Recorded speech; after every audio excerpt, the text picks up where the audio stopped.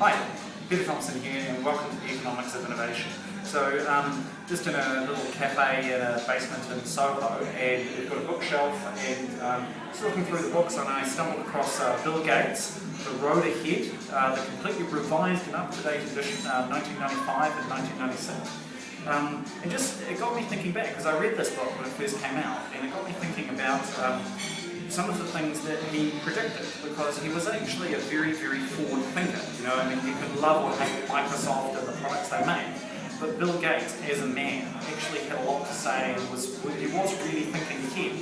So if we go through the chapter titles very briefly, it talks about the revolution begins, the beginning of the information age, and lessons from the computer industry. So obviously he was kind of quite interested in what was happening with technology.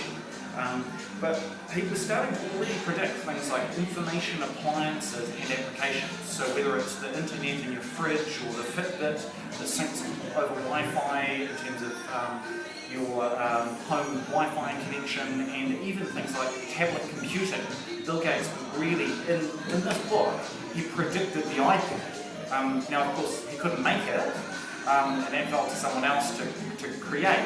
But he had the thinking there in terms of that trend, and he put Microsoft down the direction of tablet computing, for better or for worse. But he was looking at the internet going from internet to highway.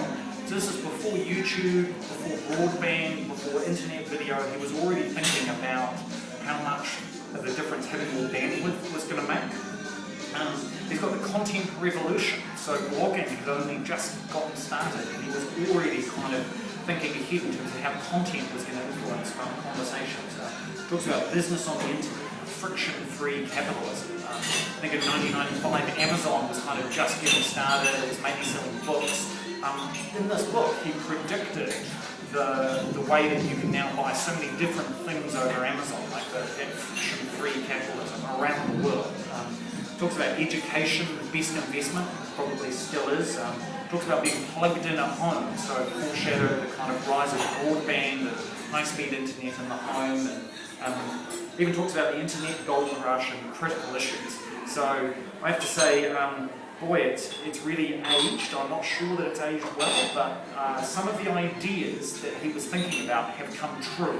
So for me, I think you kind of measure Bill Gates a lot by his thinking, a lot of the business he built, but some of his philanthropic activity as well, because he's an absolutely fascinating man and a fascinating thinker.